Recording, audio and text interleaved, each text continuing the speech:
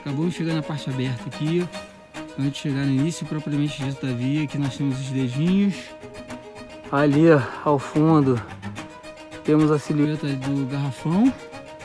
E aqui em cima, não dá pra ver muito bem, tá escuro, o Dedo de Deus. E aqui a lua, linda.